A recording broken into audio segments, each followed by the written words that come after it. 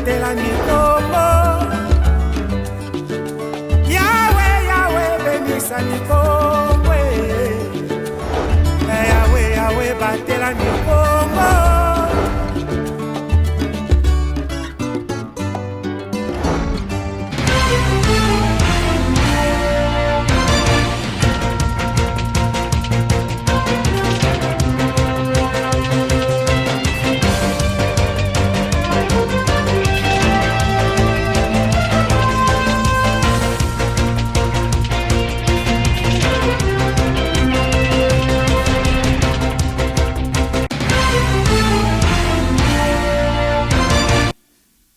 Bon début de week-end à toutes et à tous et bienvenue à cette livraison de l'information sur ma bannière télévision. Le ministre provincial de l'Intérieur, des Affaires coutumières et de la Sécurité du territoire, Papi Mambo Luamba, est allé représenter le gouverneur de province, Dr Guibandou Ndungidi, à la cérémonie funéraire du caporal Pongi Malonda Matou, élément de la base militaire de Kitona, lynché et brûlé vif par la population dans la cité côtière de Mwanda. Un reportage de notre correspondant à Mwanda, Raphaël Mabonzo. Suivez.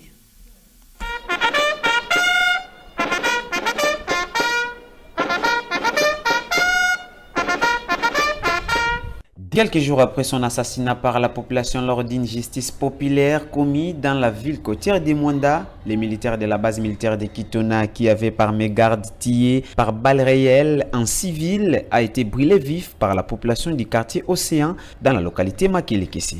C'est finalement ce jeudi 1er septembre 2022, soit 10 jours après, que le ministre provincial de l'Intérieur, Papi Mambo Luamba, représentant personnel du gouverneur des provinces, les autorités tant militaires, policières et civiles, ainsi que la famille biologique du défunt, ont rendu les derniers hommages mérités au caporal Pongi Malonda Matou pour lui exprimer la reconnaissance d'avoir servi la nation congolaise sous les drapeaux. Le caporal Malonda laisse derrière lui une veuve et 9 enfants. Au cours de cette cérémonie d'hommage organisée à l'esplanade de la base militaire de Kitona dans les territoires de Mwanda, le lieutenant général Ilunga Kampete Kabamba Igraston, commandant de la base militaire de Kitona, a avant toute chose interpellé les militaires de ne pas se laisser emporter par la colère de la vengeance, mais par ailleurs, il a fustigé les comportements des inciviques qui ont posé cet acte odieux. Violent, ça attaquait notre fonds.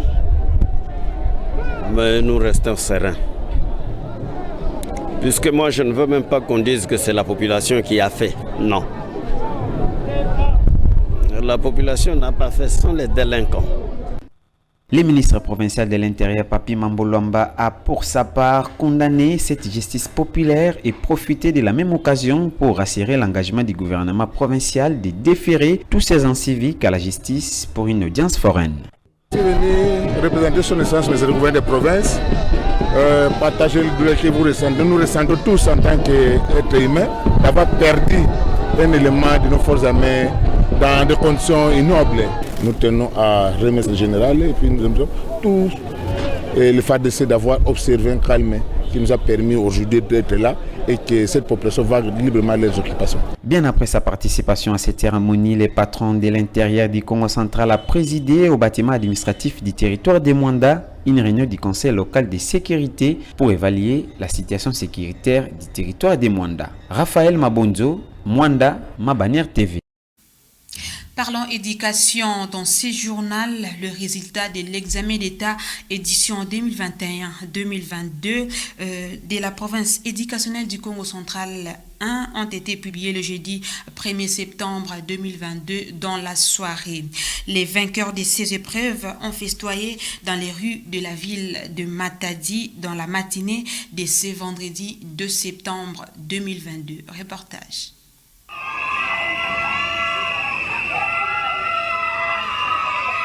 Quelques grands acteurs et sites éducationnels ont été pris d'assaut ce vendredi 2 septembre 2022 par les apprenants finalistes de l'année scolaire édition 2021-2022, quelques heures après la publication des résultats des examens d'État. Des têtes blanchies, bouteilles de poudre en main et sifflets au cou, les vainqueurs à ces épreuves ont circulé la ville à la recherche de leurs collègues.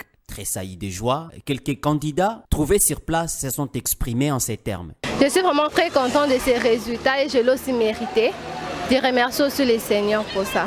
Je remercie mes parents ainsi que les enseignants parce qu'avec l'éducation qu'ils nous ont pu donner, cela nous a permis à devenir des diplômés. Les autres par ailleurs ont encouragé les candidats malheureux à ces épreuves d'examen d'État à reprendre le chemin de l'école. Je l'encourage de reprendre encore, Dieu va faire grâce. Les diplômes d'État ne suffisent pas. C'est un document qui ouvre d'autres opportunités, a ajouté ces finalistes. Le diplôme, ce n'est qu'un papier, mais ce qui compte, c'est la matière qu'on a acquise, ce qu'on va représenter dans l'avenir. La lettre d'emploi, bien sûr, tu vas écrire, mais le travail, c'est ça que tu vas démontrer, ce n'est pas ton papier. Notons que les résultats rendus publics dans la soirée du jeudi 1er septembre sont de la province éducationnelle Congo Central 1. Toujours dans ces mêmes chapitres de l'éducation, la rentrée scolaire édition 2022-2023 est prévue pour ce lundi 5 septembre 2022 en République démocratique du Congo. À Matadi, les préparatifs se font à tous les niveaux. Un constat fait par notre rédaction à 3 jours de la rentrée scolaire prochaine. Un reportage.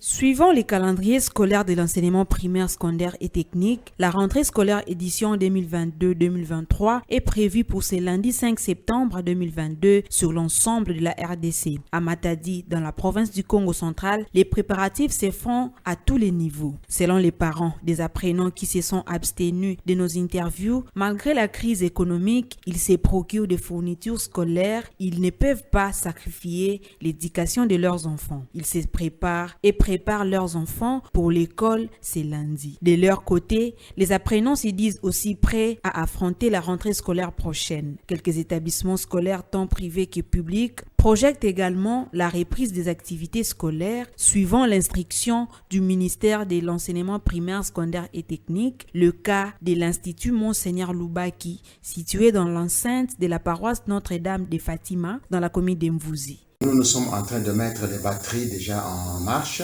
Depuis le premier, les enseignants étaient obligés de rentrer, tel que fixé par le calendrier scolaire, la rentrée des enseignants le 1er septembre et la reprise des cours est prévue au 5 septembre. Nous venons d'avoir aujourd'hui la réunion de la rentrée avec tous les enseignants et nous avons la constitution des unités pédagogiques.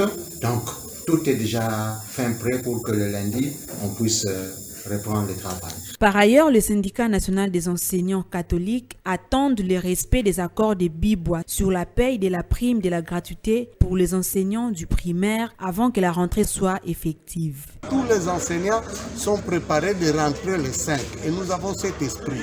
Mais comme le préalable posé n'est pas encore là, nous attendons. Même si le gouvernement réagissait les 4 à 0 heure et qu'à 6 heures, 7 heures, les enseignants nous confirment de la perception de ces réajustements. Les 5 nous tous à 7h30, nous serons dans des écoles. Tournons de page pour parler de la société. Fin des conflits entre les jeunes des groupes seniors et les Américains des quartiers Kapu et Atezam, tous deux dans la commune de Nzanza. La réconciliation a eu lieu ce jeudi 1er septembre 2022 sous la médiation du député provincial Rufin Kisilou. Un reportage de Glodino Lucano.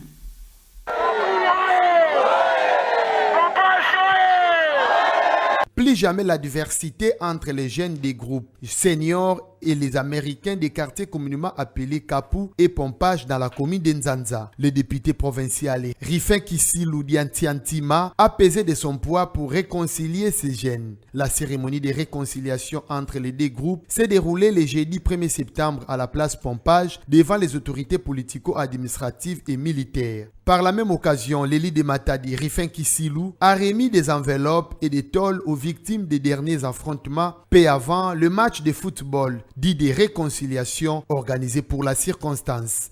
Ici en Nzanza, il y a l'insécurité totale.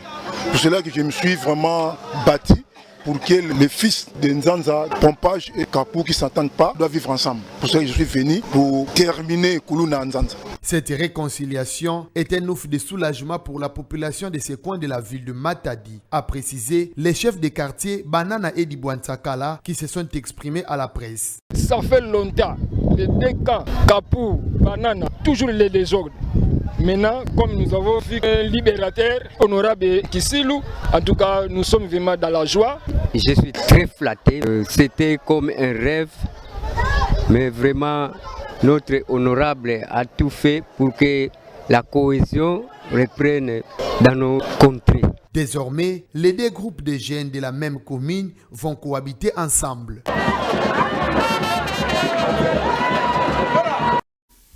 Entre-temps, dans la province du Tanganyika, précisément à Kalemi, nous parlons de la prestation du serment d'avocat au barreau de cette province. Sur la liste des nouveaux avocats figure la sénatrice Francine Muyumba qui a promis de se battre pour le droit des Congolais. Reportage signé Daniel Michombero, notre correspondant dans la région du Grand Lac.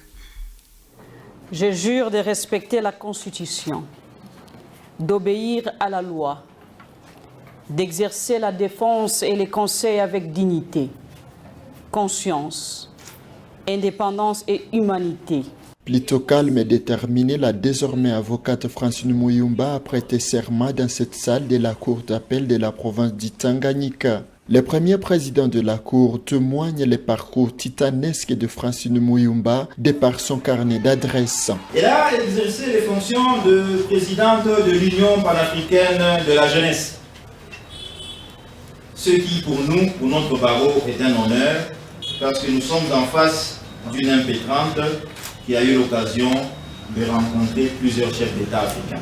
Il s'agit d'une fierté dans la justice congolaise selon Alexis Lubanda Chabani, président de la cour d'appel du Tanganyika. Avoir son carnet d'adresse, c'est un élément à soutenir qui va venir nous épauler dans le travail de dire les droits. En fait, l'avocat, c'est la sentinelle du peuple. C'est une sentinelle du peuple. Elle a côtoyé beaucoup de pays au niveau de l'Afrique, au niveau de l'Europe, au niveau du monde. Elle va amener cette expérience-là au sein du barreau du Tanganyika et je suis convaincu qu'on sera très fiers de sa prestation.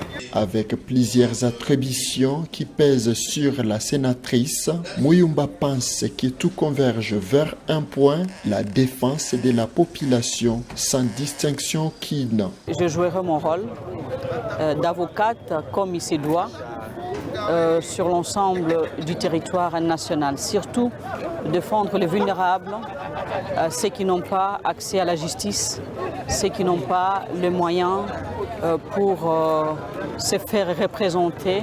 La province du Tanganyika étant un véritable trésor de la RDC, la fille du terroir a désormais ses deux jambes sur terre pour un plaidoyer en faveur de la population en besoin urgent de la justice. Kalemi, Daniel Michombero, Ma Bannière Télévision. Et dans l'actualité sportive, à 10 mois de l'organisation des 9e Jeux de la francophonie, la République démocratique du Congo accélère les travaux de construction dans les sites retenus pour abriter la compétition réservée aux pays francophones. Le directeur du Comité national des Jeux de la francophonie a effectué une descente sur terrain ce jeudi 1er septembre 2022. Rivantiala.